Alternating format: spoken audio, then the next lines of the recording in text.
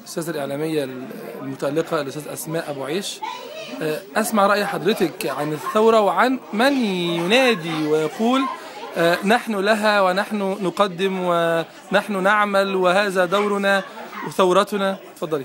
أنا بس كنت عايزة أقول إن بعض الآراء بتقول إحنا كجيل، وأنا يعني من الجيل اللي عدينا ال50، إحنا كجيل كنا جيل أكثر ثورية، وكنا جيل كده يعني الواحد فينا يملى العين وكنا بنتحرك، والجيل اللي موجود دلوقتي ده جيل ضعيف وجيل كده يعني متخاذل وجيل ما.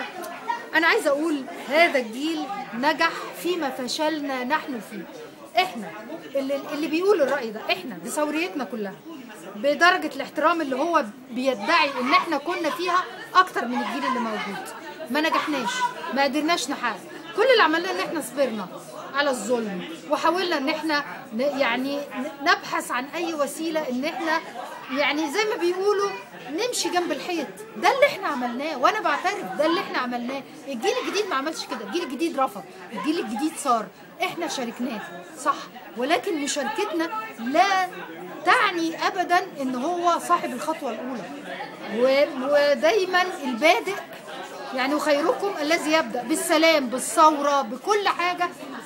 اللي بيبدأ بأي حاجة والناس تمشي وراه لازم ترفع له القبعة، لازم تحترمه. دورنا احنا كجيل كبير ان احنا نساعدهم ونرشدهم.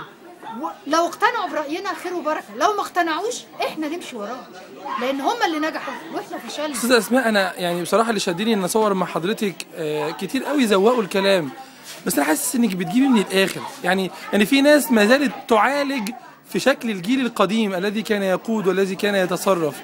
حضرتك بمنتهى الحيادية والشفافية والاعتدال والموضوعية بتقولي لا، فليتنحى من كان جانبا، والجيل اللي اثبت جدارة احنا وراه. دي كلمة كبيرة قوي، كلمة كبيرة قوي. ده اللي المفروض يحصل، لان هم اللي نجحوا. النجاح ده الفشل له ثمن، النجاح برضه له ثمن. اللي فشل في ان هو يغير مصر ويخليها بالشكل اللي هي صحيح هي ما وصلتش دلوقتي تبقى بالشكل اللي احنا كلنا عايزينه، ولكن هي ماشيه على ان هي تبقى افضل. اللي نجح في ان يحط مصر على الطريق بانها تبقى افضل، هذا يجب ان يعني يحترم. وهذا الجيل، هذه الاراء، هذه الثوريه لازم احنا نمشي وراهم. ما ينفعش احنا كرؤساء، يعني انا بشتغل كبير مذيعين في اذاعه البرنامج العام، ما ينفعش ان انا اجي احاول افرض سيطرتي واسلوبي على المذيعين الجداد. لا، فكروا، قولوا عايزين تعملوا ايه، عايزين تغيروا ازاي، وانا احاول استجيب لده. اذا كان ده مش هيهد الدنيا، احنا نقف قدام الجيل ونقول لهم لا ده غلط وده صح. لو حاجه هتهد الدنيا يعني هتهد مصر. انما اذا كانت حاجه مختلفه عن اللي احنا بنعمله، طب ما هو المفروض انها تبقى مختلفه.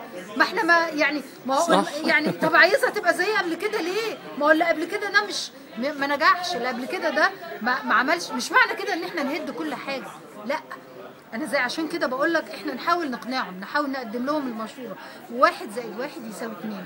اذا قدرنا ان احنا نقنعهم جميل، خير وبركه. ما قدرناش نقنعهم لازم نقف وراهم ونساندهم ونحاول نشوف يمكن طريقتهم ويمكن اسلوبهم ويمكن افكارهم اصح من افكارنا. انا عايز اقول لحضرتك انت بتديهم درس جميل دلوقتي عبر هذه الرساله المباشره. انا مش بدي لحد درس، انا بقول احنا حاجه بسيطه. استاذه اسماء، احنا عملنا الثوره كشباب دون ال30، ولكن نحن عاشقين لتراب التراث وتراب الأصالة اللي هو حضرتك.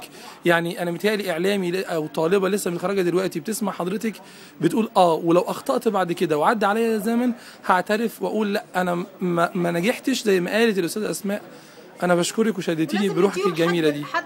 يعني الفرصة إنهم يخطئوا، يعني لما يخطئوا مش هيحصل أي حاجة في الدنيا. لازم يخطئوا ويتعلموا وإحنا معاهم. أشكرك يا أستاذة، شكرا جزيلا. تسلمي يا فندم، أشكرك. ممكن